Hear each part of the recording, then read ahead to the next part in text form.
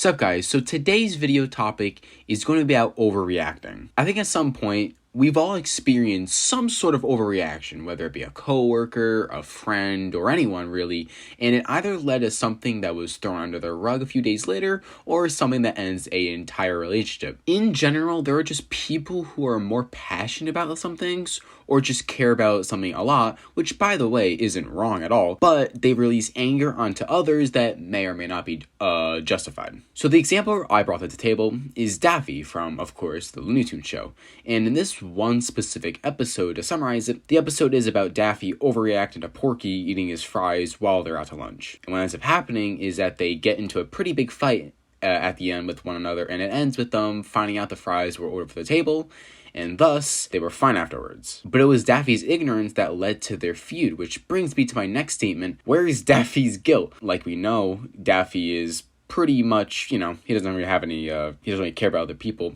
Like, he can literally steal an elderly woman's winning lotto and not even feel a gosh darn thing. But I would like to know what goes through people's minds when this sort of thing happens. Like, do they really just assume things will go back to normal if they wanted to, like, a few days later?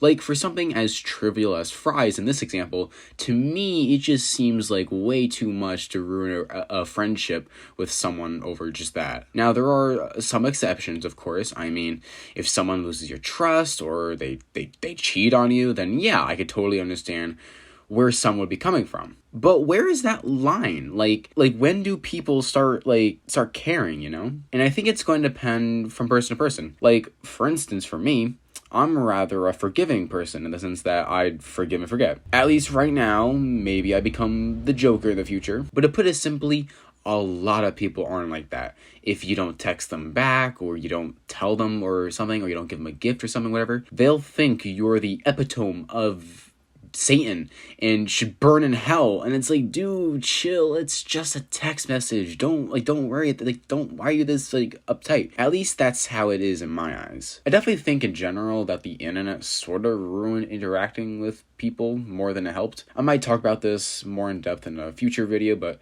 I feel people are fine with being anuses now more than ever, because if you're going to be a piece of someone, you'd do it to their face years ago, but now you can just do it through text and never see the person again. So you could be less genuine than you would be years ago. That shift may seem insignificant, but I feel it totally changed how people talk, and this generation of people will keep on getting worse in various ways. And this goes without saying, but of course with COVID, this just doesn't help at all. But anyways, what do you guys think? What is your limit for people when you're talking to them? How do you approach frustration? Let me know what you guys think, and I'd love to hear what you guys have to say. That's all I have time for today. Thank you so much for watching today's video. Goodbye.